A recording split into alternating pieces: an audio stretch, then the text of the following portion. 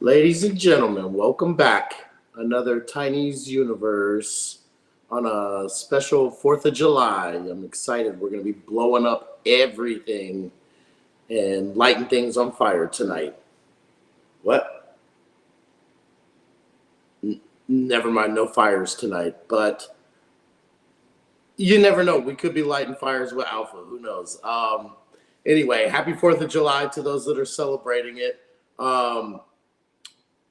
It's going to be another wonderful week. There's not a ton going on, but as always, we'll have something for you. I'm Tiny Universe. My good friend Evan Matthews should be here any minute. What's going on? I like seeing how you introduce the show every week. It's fun for me. I never know. It's what's gonna come out of my mouth. I never know what's gonna happen. I do want to That's why it's fun for me. Yeah.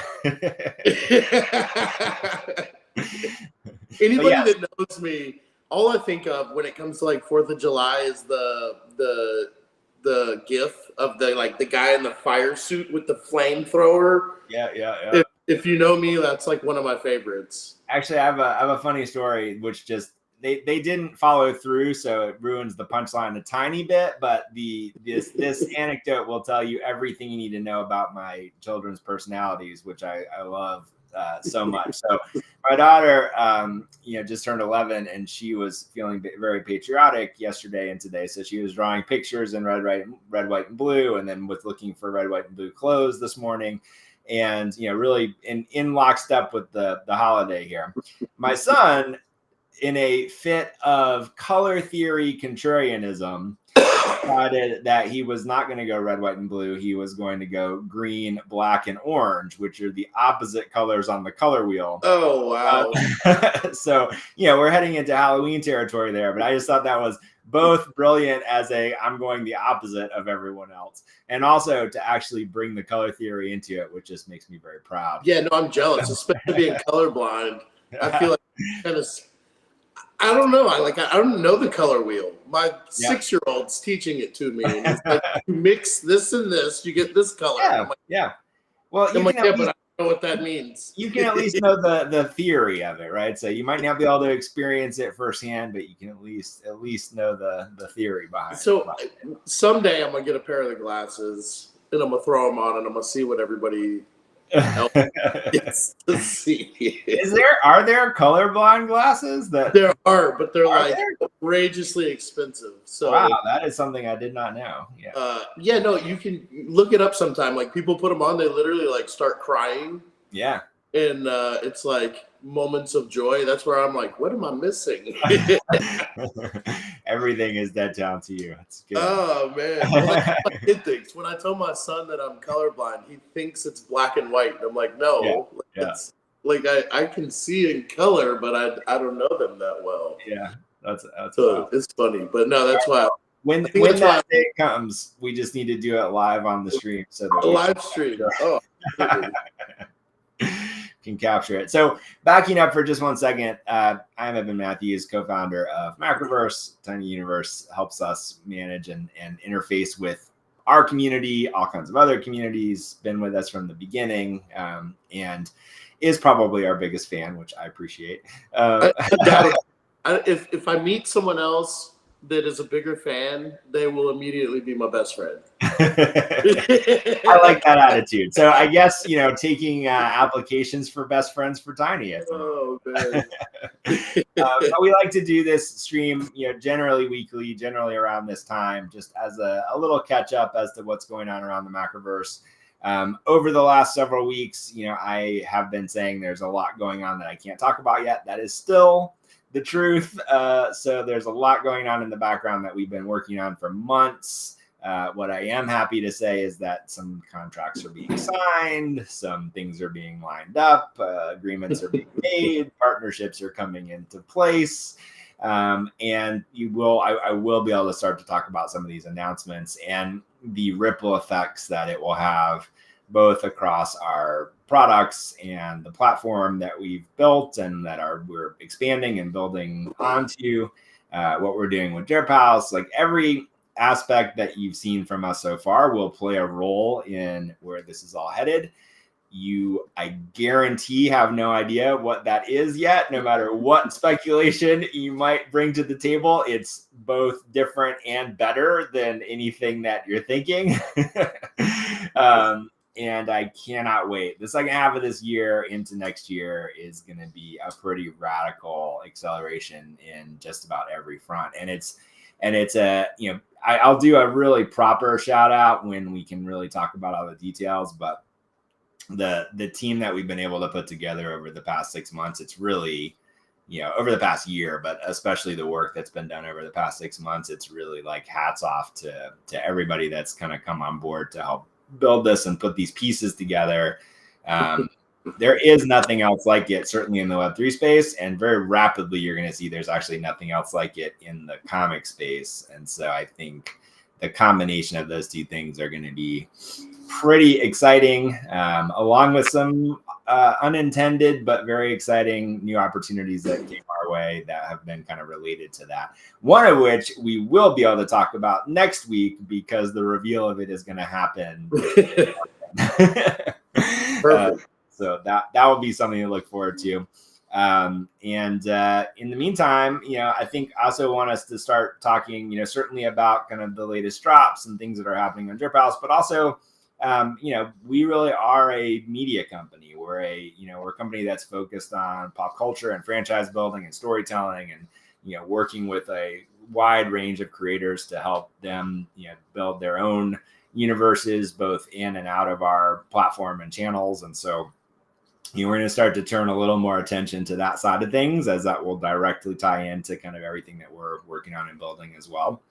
But since I can't talk about a ton of that just yet, let's talk about the latest things on the Drip House channels. Every week I feel like I'm just excited about what's coming. I do have a little bit of alpha for you if you are a Drip House collector. I don't think he's announced it yet, but I'm going to announce it right now. So Jason Brubaker, who is one of our just favorite creators, who's also been with us from the early days of Macroverse. One of, I think, the best independent comics creators and graphic novelists in the world. He has also got set up with the Drip House channel, and his first drop is coming on Monday. So his leaderboard is now active. I would suggest throwing some droplets into that leaderboard. And this will be a little bit of a cool surprise. We're going to do a follow-on drop to his drop. So what you do on Jason's channel will get you something on the Macroverse channel, and it will also get you something on the DMC channel. So we're going to start having some fun cross-pollinating the kind of Macroverse ecosystem on Drip as well. So let me ask this, because I feel like this was my question on DMC and it was confusing. Whatever you tip this week isn't for the first drop, it's for the next one. So different channels do it in different ways. So I'll use the Macroverse channel and the DMC channel as two different examples. So basically, whatever you donate to the channel before the close of the leaderboard, like this is the general structure of it is, you donate a certain number of droplets to the leaderboard during the current snapshot. So like, DMC drops happen on Thursday. So that one happened today. The latest one, phenomenal artist named Devil Dan. Another incredible collection. But so everything that was donated, the way that one is structured right now, it's, 1,000 droplets gets you the rare piece, 10,000 droplets gets you the legendary piece. And then we have some additional perks. So in the drop itself, it's those, kind of base tier, rare tier, legendary tier. That's the core drop. So that's based on whatever's been put in by the time the snapshot closes. That's what comes out in the drop. Then we like to, for DMC, we like to have some kind of special incentive piece, which is, really for the designed for kind of the biggest supporters of the channel to have access to, or for anyone that, decides they want to throw some extra droplets our way to have access to. So those have generally been, at the kind of 100,000 droplet range, which is about $100. And so, those end up being very limited edition add-ons. And the way we do that is it's a bonus reward in this week's drop when the next snapshot closes. So essentially there's a limited edition legendary piece that was created as part of this week's collection, but we want you to see, like, this is the collection. Now here's this extra bonus piece that belongs to this collection. But now that you've seen it and can kind of go like, oh, I want like all the pieces in this collection, which I always want all the pieces in the collections.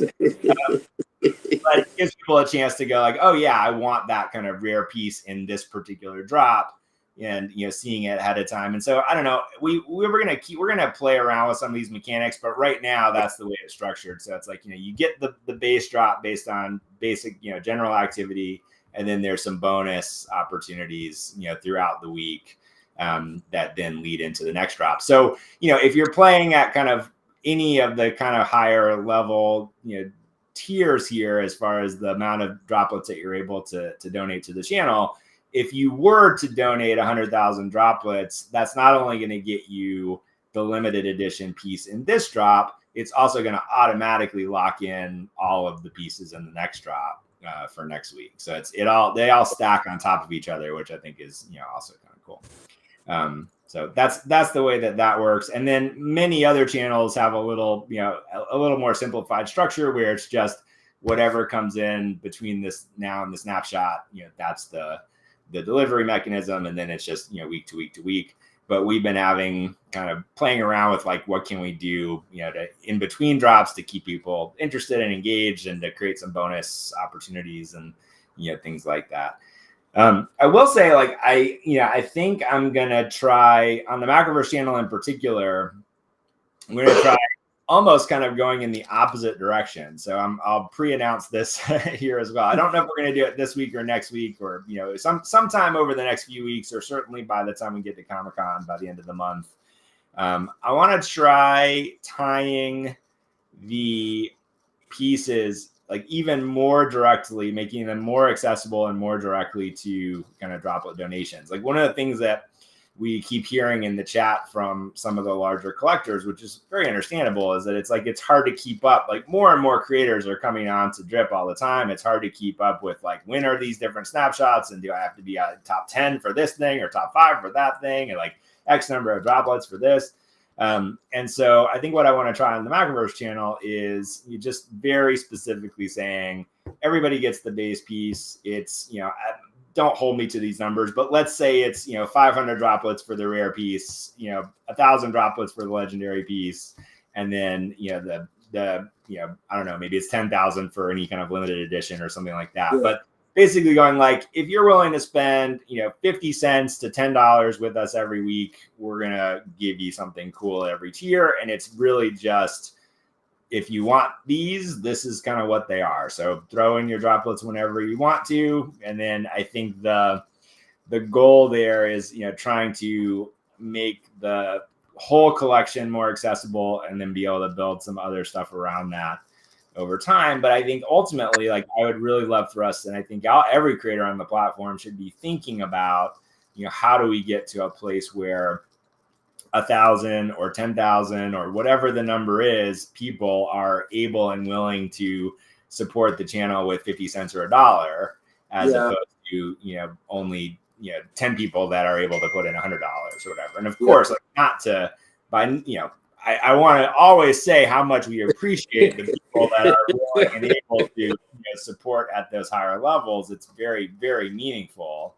And I think for the long-term, success of all of this, we want the audience to be as broad as it possibly can be. So those are things I'm kind of constantly thinking about how to balance, and you'll see some experiments around that, as we move forward.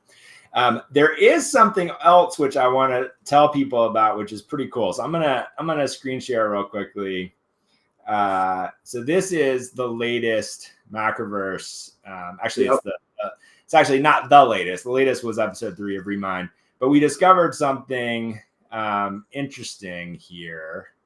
Hold on, let me make sure I'm not going to lose audio. Don't switch. So you can see the Drip House screen here, right? Yeah.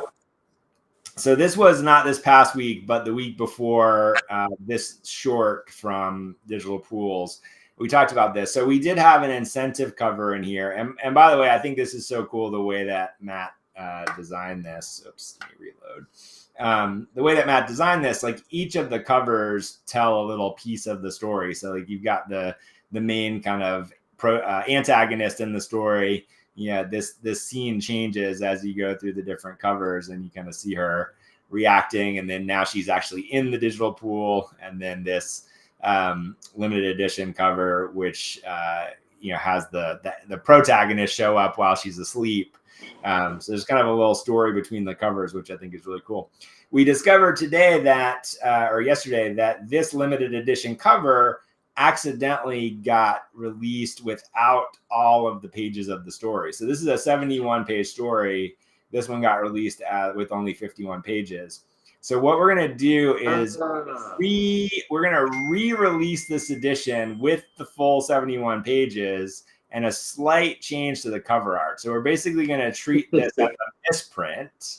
It will still be on secondary markets, but on Drip House, you'll just see the updated version. So there will be, at this moment, 21 misprints that are out in the world. And my hope is that those become kind of interesting collectible things because of that over time, and that we can now use that as something to do something cool with, down the road. So I think it's, I'm always looking at this stuff as like, oh, oops, well, how do we use that as something fun? And so now there are 21 misprints in the world of this particular edition that we'll be able to do something fun with down the road. That reminds me of the ABCs of NFTs, which not everybody's going to know what I'm talking about here, but there was a misprint of that as well, which I'm like, one of a handful to get. And that's one of those things I'm like, I love it. Well, it's like when there are, stamps and things that are improperly, that are printed improperly.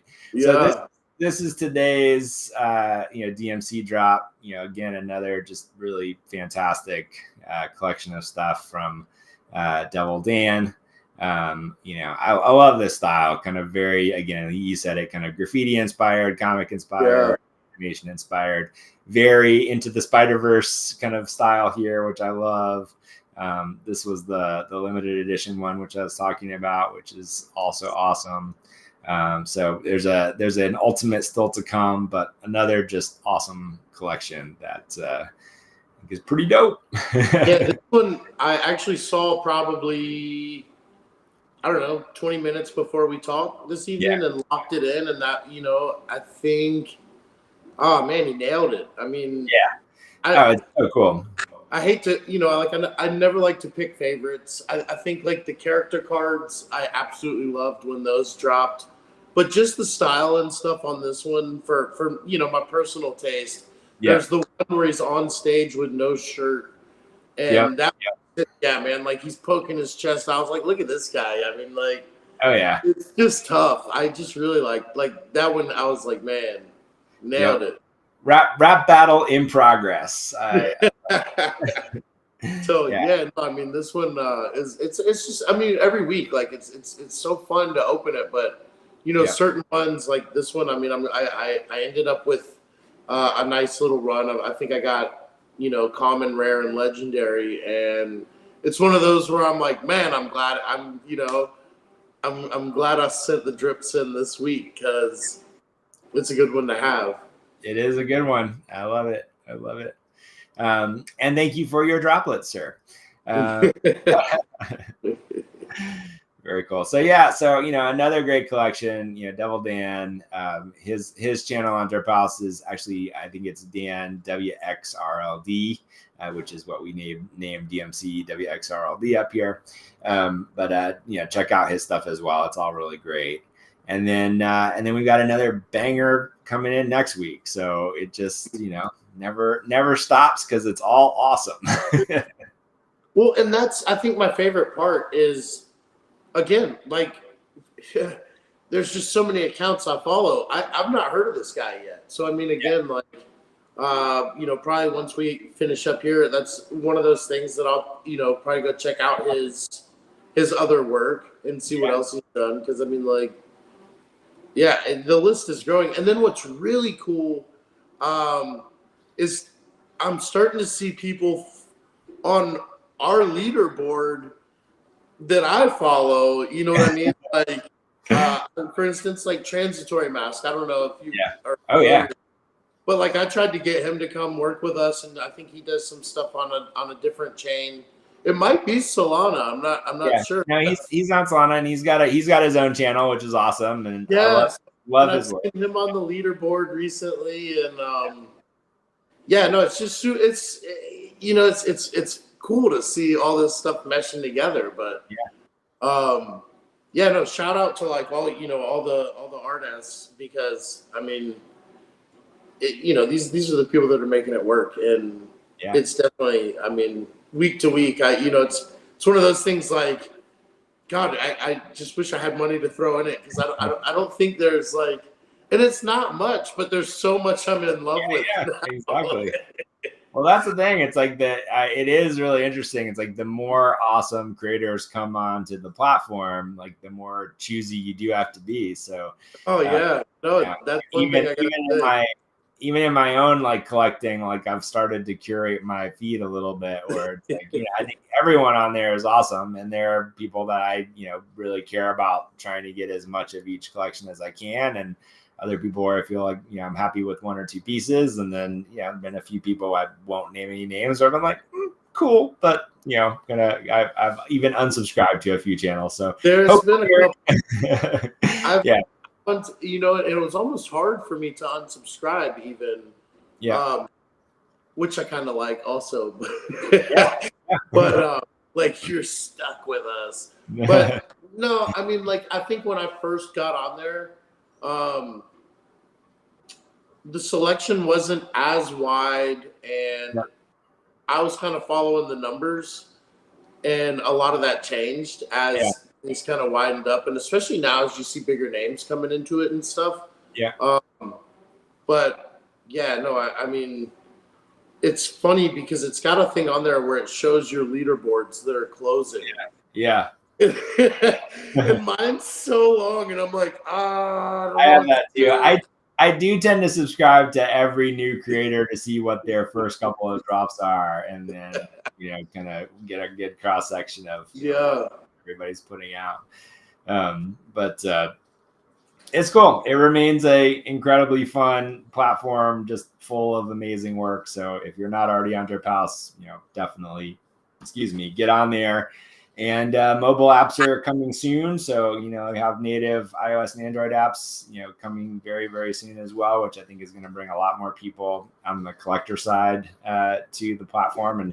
And not even, collector, I think in the context of Drip House is not even necessarily the right word. It's really just, the content consumer, I guess, or people that just want to see cool stuff. And as you're seeing, there's a lot more music coming on right now. There's more kind of video content creators coming on. There's still more and more awesome artists coming on. So I really do think that, we're watching the birth of an evolving, in some ways kind of next generation social app, but with a very specific focus.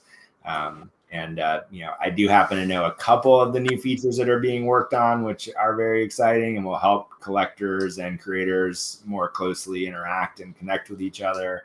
Streamlining kind of some of the user interface for specific types of media. So I think there's just a lot that is gonna continue to propel this platform forward. So it's something I remain very bullish on. And then, there'll be some ways we can tie into that with what we're building as well. So that'll be very, very cool. Yeah, no, I'm mobile on everything. Yeah. And so I almost feel like I have, like I'm in the app anyway, because I'm going through Phantom.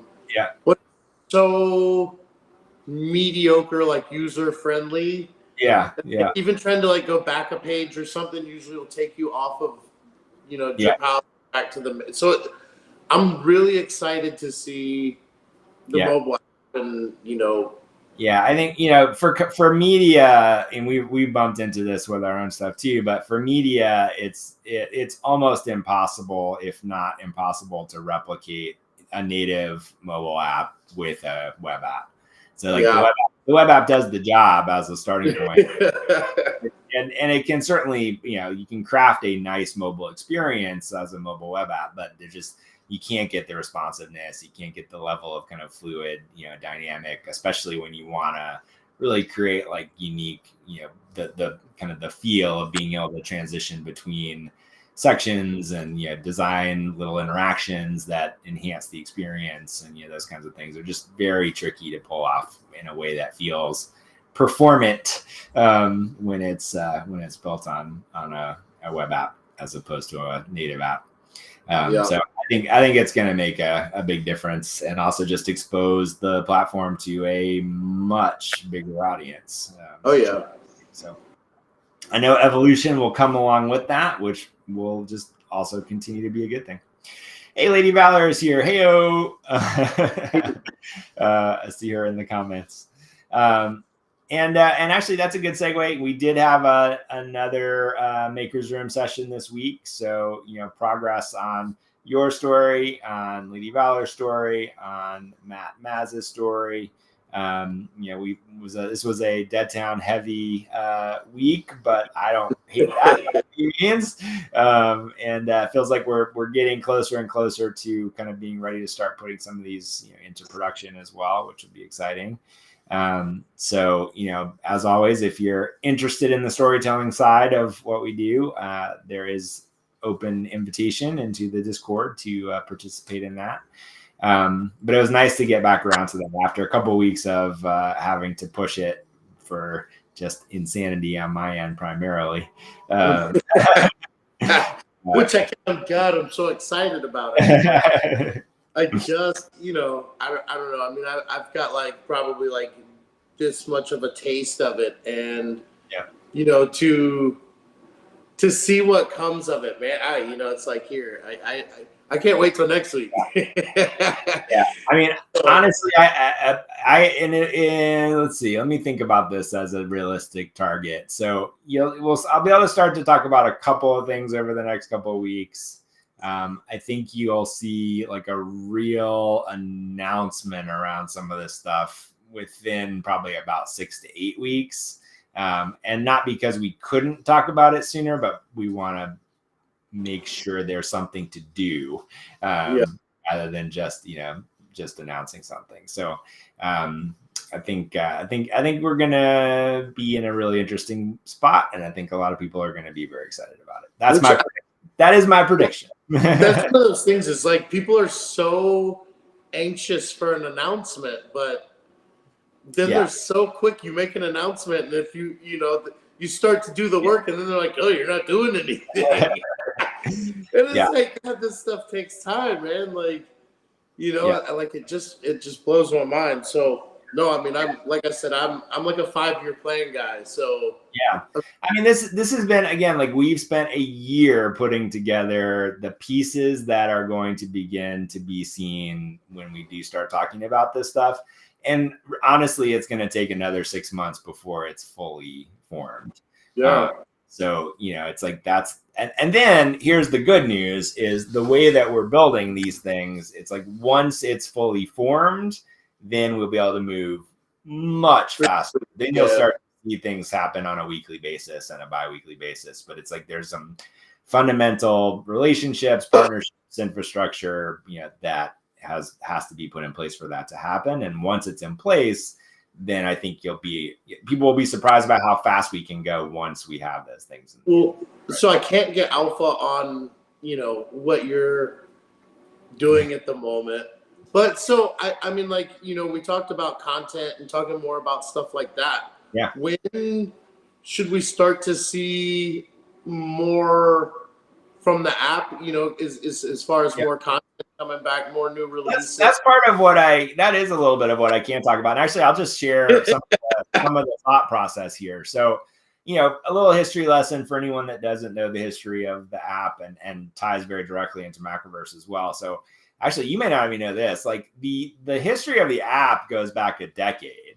Yeah. So my first version of what would become the Macroverse app was something that I put together literally in, I think, 2011, 2012.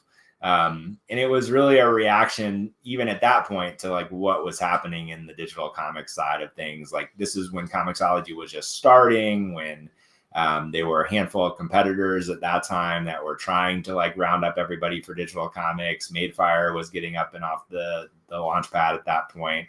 So there's a lot of activity around digital comics. And for me, the thing I kept coming back to is that you can't just tackle the comics reading experience. And at that point we hadn't, it would be years later where we figured out the Tap Story piece of this, but you couldn't just tackle the experience. You had to look at it holistically as an ecosystem. You have to look at, what is the next generation experience for a publisher, for a creator, for a consumer? How do you create fandom around that? How do you create, even then, actually, in that first version of the deck, which would be really interesting to share at some point. I should probably mint it, but really interesting to share at some point. Even in there, there's a note which is around creating a way to collect digital comics. I just didn't know that thing was called a blockchain at that point. Yeah. So I was like, I thought we'd have to invent something that would make that possible. So, this concept around like holistically looking at the whole ecosystem from kind of a unified point of view, but across all the different stakeholders that make up the comics industry. And that was kind of the notion of it. The first name of it was just Comics 2.0. And so, we would talk about it that way. I built a whole prototype for kind of what that would be like. And then, we got busy with a bunch of other stuff and it kind of stayed in the background for a while. The first time that we went out to try to raise money around it didn't really get very far. So people would kind of go like, yeah, this is interesting, but how do you deal with like Comixology? And, we couldn't quite get it off the launch pad. And so it took a while and again, just kind of sat in the background. And then it was really the Tap Story. And then the working with a company called Mammoth Media, where we did a bunch of stuff in this other digital media space, which were telling stories in the form of text messages, or they would call them chat fiction. And so we created hundreds of episodes of chat fiction across a few different platforms and got a lot of insight into how people were consuming these kinds of stories. And that is part of what led to the invention of the Tap Story format, is kind of seeing this bite-sized but binge-worthy success with this other media format. So anyway, long way around to, I think what we've now recognized is a couple of key things that we're going to be moving towards in what I call kind of V3 of the Macroverse platform. So a couple things I think people can expect. And there's a lot of this is kind of in the prototype design stage at this point. But I think one of the key lessons I think we've learned over the past couple of years is that there's a disconnect in the way the app works right now, where people think of it as Macroverse like a publishing company, like a Marvel, like a Dark Horse, or it's like we take the place in people's minds of being like, oh, like here's a big company that's like doing putting all this stuff out. And it removes the direct connection in a way that was never intended between the fan and the creator. And so, as we particularly care about wanting to create a deeper connection between the fan and the creator, part of what we're rebuilding is, how do we get ourselves out of the way and let the creator have access to some tools and some ways of building a kind of best of class user experience with their content that creates a much more direct connection to their fan base, and then lets them use that. This is where I will be a little cagey. Lets them use that technology kind of anywhere and everywhere they would want to connect to those fans. So we've started to put together, and we are putting together a little focus group of creators that have very specific use cases. So whether it's, people that are very engaged in, crowdfunding, people that are, doing their own direct to consumer kind of web comics, people that are on webtoons, like different categories that kind of cover the different segments of the way that people are creating, producing, and distributing, comics material, and looking at how we kind of retool some of our platform for those specific use cases, and then expand from there. So there's a lot of that going on in the background now. And this is why I say, like, it'll be another 6 months before you kind of see the results of a lot of this stuff, because it's going to be a pretty big launch. When we do the E3 of this, you'll see a lot of things that feel familiar for anyone that's, seen and used the app and knows, kind of how this works. But you also see a bunch of expansion around what we can do and what we can offer specifically to creators themselves. And so that's a big part of the focus right now, as we are also forging these other pieces, which, again, no one has any idea, that will all kind of come in together. So, I guess my immediate thought process is, how in the world are you going to do ETH and Sol on one app? Good question. Very good question. That question will be answered, but that's a very good question. Yeah. Very, very good question. I will say, we are unabashedly going to be very, very heavily leaning into just being an app. Like, it will have, collectability. It will have, some crypto components built into it. But I think the days of being a crypto company or a crypto app are not going to be where we need to be. And, using these tools and technologies as superpowers is a massive advantage over some of the competitors that we would have out there. But I think, we're not going to be the crypto comics company. We're going to be, the next generation comics content company. Yeah. And, under the hood, we're using some pretty amazing tech that just happens to be running on blockchains to unlock new experiences for collectors and creators. Which I think for me, that's refreshing to hear too, because I think to be recognized as a Web3 company in a lot of people's eyes it's gonna be a bad thing. Oh, in the comics industry, it's definitely a bad thing. You know what I'm saying? There's still a massive bias. Thing. Yeah, there's still a massive misunderstanding and bias against NFTs and Web3 and crypto, and I think the other piece of it is, I think more and more, I realize, I will never leave the space. I love so much about it, and we've met so many great people, and there will always be a component to everything we build that is, uses this technology, and I think tries to push the boundaries of what the technology can do. But I think that, I don't know if you follow kind of the little, roller coaster that, Cool Cats have gone on this, past week. But I think we're going to see more and more of this, where I think people are really realizing that the technology is extremely powerful, but being a Web3 centric company that's trying to bring on the masses is the opposite. It's the wrong, in my opinion. I think it's the opposite of what's actually working. And instead, you're seeing some really interesting, cool uses of blockchains and NFTs, where you're meeting someone where they already are with something that they're already interested in, and then giving them a cool experience that they may or may not even realize, is running on chain. But then you can sort of bring them into the world because they want to do something. And I think that's the distinction in I think entertainment and content, is that, if you can find someone that already wants to buy a plushie, and then you go, oh, you can scan this QR code and get a digital version of it, and then bring it into a gamified experience and, get other kinds of perks and rewards, you're leading them into this because, oh, I want to do that, therefore I will take this next step. I want to do that, therefore I will take this next step. Oh, I want that thing, therefore I will take this next step. And along the way, you start to learn, oh, there's a wallet and I control these things. And if I want to send it to you, I can. And so it's we can bring people into this world through baby steps and through things that they naturally want to accelerate through.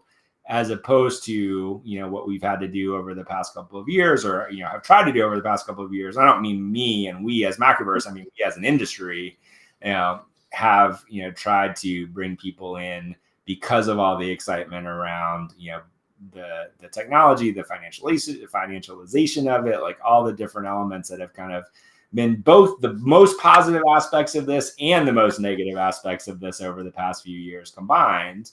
And I think the mission of doing that at scale, that's going to bring, hundreds of thousands of new people, let alone millions of new people.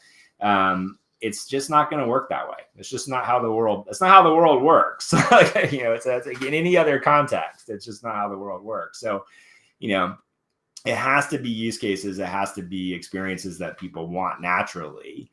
And then they discover the magic of, blockchains and this technology. And then some segment of those people will get fully pilled into, wanting to know about tokens and, wanting to speculate on other assets. And that's awesome. Like, let them find their way into it. But it's, it does remind me, like, when we got the whole reason that we went down this path was not only did we see the potential for being able to connect, collectability to digital assets and objects, but it was really in the initial kind of ramp up to the frenzy around NFTs. It really was a vibe around, like, what does this allow creators to do that they couldn't do before?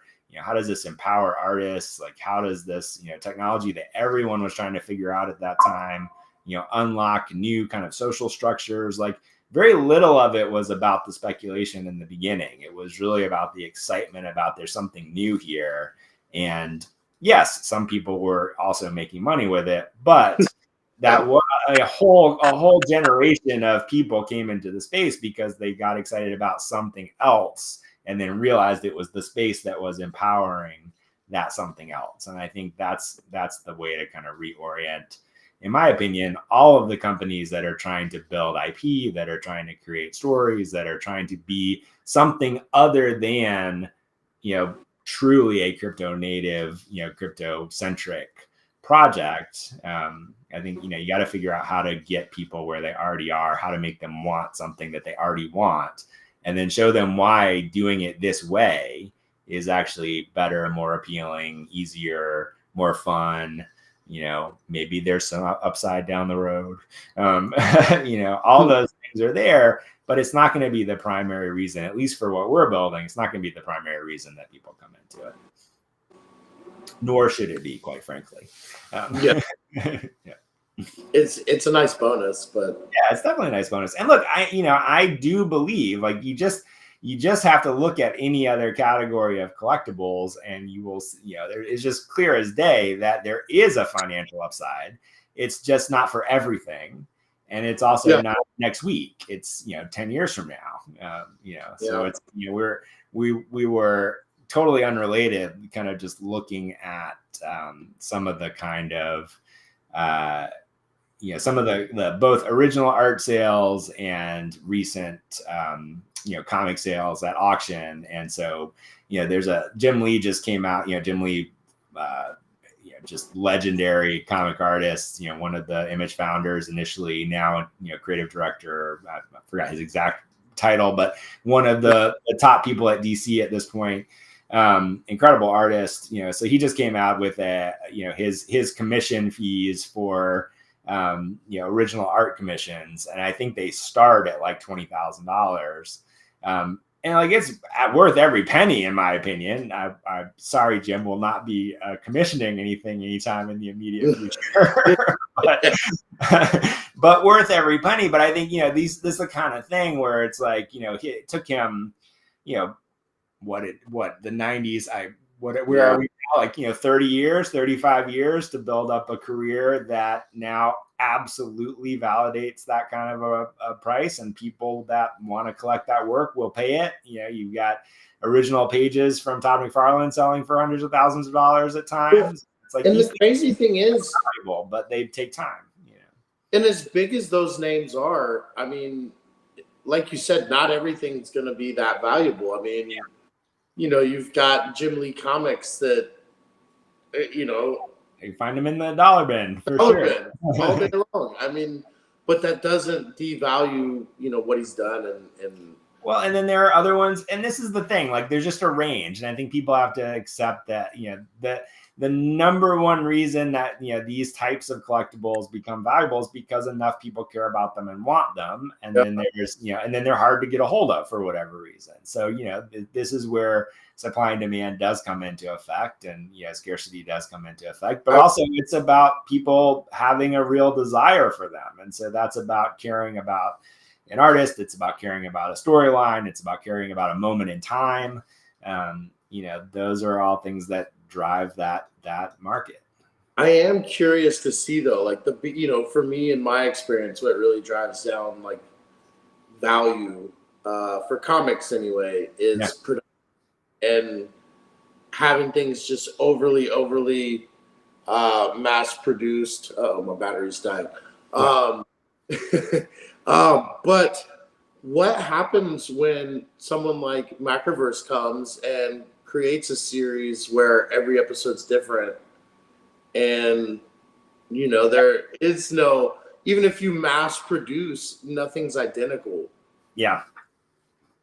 What happens? Like, to me, that's just a very good question. Yeah, I mean, we'll find out together. I mean, like, it's one of those things I'm super excited, and that's why I said it's like, it's always been kind of like breaking the rules. I mean, it's not like, I don't know.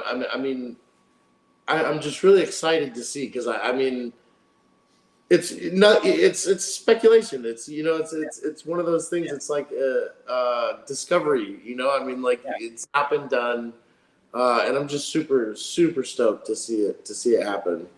Yeah, and don't get me wrong with anything that I've been saying. It's like, there's a certain amount of speculation which is healthy and fun. It's like I am that person as well. Like, my entire life of comic collecting is, both what do I want to read and what do I want to, because I'm invested in the characters and stories. And also, like, oh, there's 3 covers. I'm getting all 3 covers, or I went through a period of time, kind of late high school, early college, where I was literally buying at least 2 copies of everything, with the kind of like, this one is to bag and board, this one is to read. And in some cases, more than 2 copies of everything. So I think that it's just part of the game and part of the fun of it. But when you're playing with, even now with comics prices comparatively being much higher, even now it's like you're speculating with $5 or $10, not with hundreds or thousands of dollars. And then again, it's like you just expect a range of outcomes. Like, some of those things will become essentially worthless because either nobody cares or there's a million of them and they're super easy to get. Some of them will, go to $5 or $10 or $100, and then there's going to be a very small subset which become legitimately valuable over time, and real collector's items, and some of those things. And I one of my favorite examples, X-Force #1 was way overproduced. The biggest selling book of all time at the time. Probably right before that record would be shattered a couple of additional times, but I think it was like 5 million copies. It came in 5 different variations. Each one was polybagged with a different trading card. I've got a couple of each of those polybagged, but one of those trading cards happens to be a Deadpool trading card. And even though there are millions of those, at least 1 million of those that exist, those cards are valuable. And sometimes you'll even have people, find that unopened polybagged copy and break out the card, because the card is, even in more than the full book. Yeah, me either. But there's a million examples of like something becomes popular and valuable because of a million different factors. Like, if the Deadpool movies hadn't been as successful, would that card be as in demand? I don't know, but that character resonated with an audience, continue to be successful as it rolled out. There are toy lines, there's cartoons, there's obviously the movie I'm excited about coming up in a few weeks.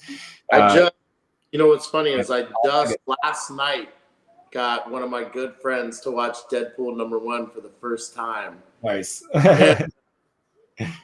I was telling him how my 6-year-old was obsessed, and he's like, let him do it, let him. I was like, let me show you this movie.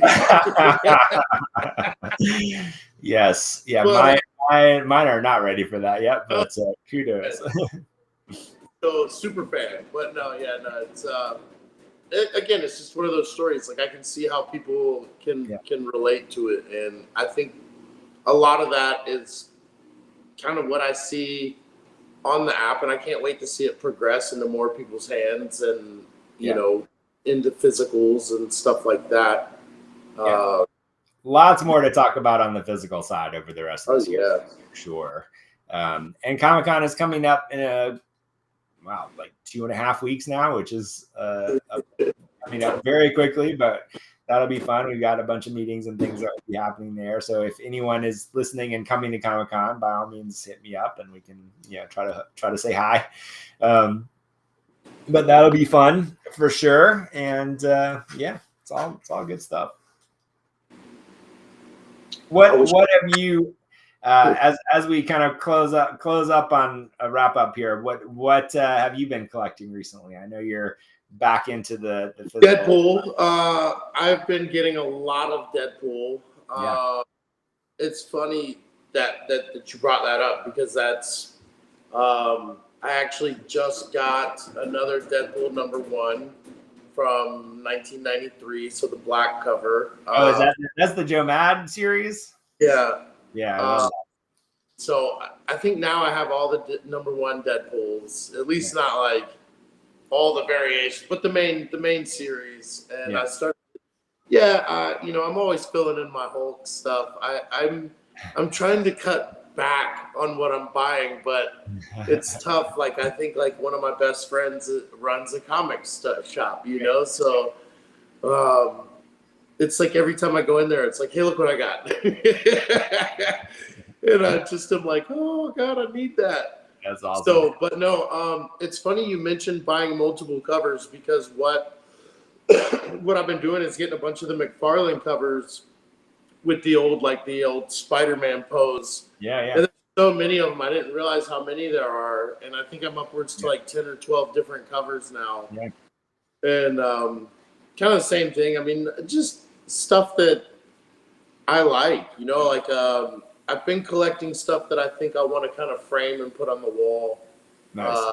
I look at it like art. Not so much like readers, and I don't even want to say they're valuable. They just look cool.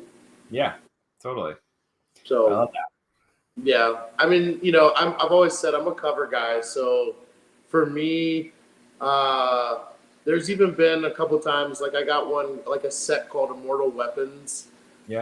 Got this like super samurai feel to it. I had never even heard of it. Now I've read it. It's a super cool set, but I could still see it like perfectly in like 5 frames. It just would look sick up on a wall, and it's just, to me, I mean, it's art. It's not.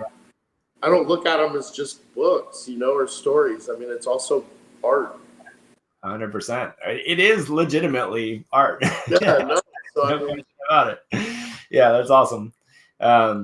It made me think, actually, because talking about samurai. So I can also very happily say that Nicholas Castell, who's the artist on Bushido's, he was actually off in China for the last month on an art fellowship. So he had to pause the last episode of Bushido's and go do that, and would not have had that any other way. But he is now back, and we're getting layouts and things back in for that final episode. So we are now headed towards a wrap up on season 1, which is very exciting. And as we've talked about in the past, like we did a bunch of retooling with that finale. So I am quite excited to see it now. Now, can you tell a difference in his artwork? That's a good question. I mean, most of it is at the layout stage, so not really. And I suspect it's a good question. Now I'm going to be on the lookout for that. I mean, I just feel like anytime someone takes, I don't want to say time off, because he's still been actively, doing his craft. But I mean, I would assume he's learned a lot and picked up a lot from that culture that could be brought into this series. So I was just curious. Yeah. It's a very good question. I will both look and I'm also gonna ask him that now. And same, I'm curious if like he feels like there's been a change or he's more confident. That kind of stuff. I mean, me and Simskin that's in the Discord is just another one that's like learn as much as you can, and so I'm a big like knowledge for anytime I hear something like that. Like, God, I would love to go study abroad somewhere. God, how cool would that be? Yep, absolutely. And and thanks in the Discord too. There were some questions about just kind of fundamental comics formatting stuff, which I saw you answering. So I was like, hey, and that's what and Max popped in and he's like nailed it, and I was like, look at me, I'm very good, very good. All right, my friend. Well, I think let's wrap it up there. Have a wonderful Independence Day, or as my co-founder Adam calls it, Good Riddance Day, because he's from the UK. Which is where, that's where my sister lives now. So he surprisingly didn't wish me a happy 4th today. Well, there's a whole different relationship there. Although, funny enough, this is they're having their national election today. So it's interesting that this is a whole different kind of Independence Day, for good or for bad, in the UK right now. So, but anyway, I hope you enjoy some fireworks and the rest of it. And we'll be back, same general time, same general place, same place, same general time, next week. Yeah, awesome. All right, my friend. Thank you. Yes, sir. Thank you. And